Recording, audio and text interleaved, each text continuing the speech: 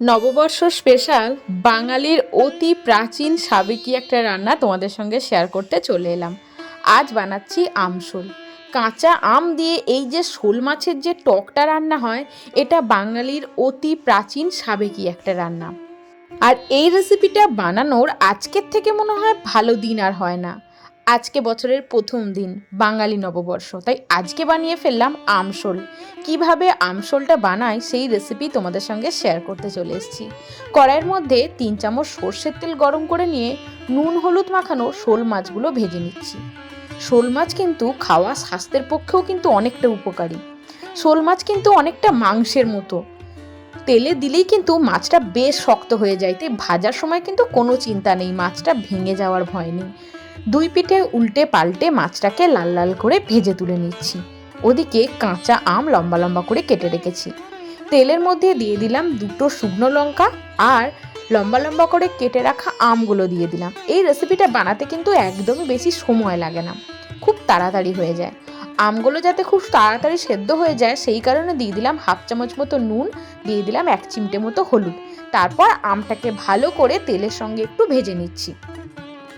এই যে আমশোলটা হয় তার মধ্যে কিন্তু দেয়া হয় সর্ষে। অনেকে সর্ষে পোস্ত একসাথে বেটে দেয়, আমি কিন্তু শুধুমাত্র সর্ষে বেটে সেটাকে ছাঁকনি দিয়ে ছেঁকে এখানে ব্যবহার করেছি। সর্ষের খোসাটা যদি ফেলে দেওয়া হয় না, সর্ষে খেলে কোনো রকম শরীর খারাপ হয় না। সর্ষে দিয়ে কিছুক্ষণ নাড়াচাড়া করে দিয়ে দিলাম অল্প একটু হলুদ। এবার দেখো দিয়ে দিচ্ছি পরিমাণ মতো একটু ঝাল লঙ্কা গুঁড়ো, চাইলে নাও দিতে পারো, কিন্তু এই রান্নাটা একটু টক টক মিষ্টি মিষ্টি ঝাল ঝাল বেশ ভালো লাগে। হলুদ আর লঙ্কা গুঁড়ো দিয়ে ভালো করে কিন্তু এবার গ্রেভিটাকে একটু ফুটিয়ে নেব। তারপর পরিমাণ মতো মিষ্টি দিতে হবে, দিয়ে দেব মাছগুলো। ব্যাস, দেখো এবার দিয়ে দিচ্ছি চিনি, চাইলে এখানে গুঁড়ো দিতে পারো। আগে তো চিনির ব্যবহার অত প্রচলন ছিল না, আমাদের ঠাকুমা দিদাদের সময় দেখেছি এই শোল মাছের আমশোলে কিন্তু ওনারা গুড়টাই দিত। চিনি দেওয়ার পর কিছুক্ষণ ঢাকা দিয়ে রেখেছিলাম, আমগুলো কিন্তু সুন্দরভাবে সেদ্ধ হয়ে গেছে। এবার চেরা কাঁচা লঙ্কা দিয়ে দিয়ে দিচ্ছি ভেজে রাখা শোল মাছগুলো। মাছগুলো দিয়ে বেশ ভালো করে কিছুক্ষণ ফুটিয়ে নেব, তাহলেই আমশোল কিন্তু একদম রেডি হয়ে যাবে। এটা বাঙালির অতি প্রাচীন একটা রান্না।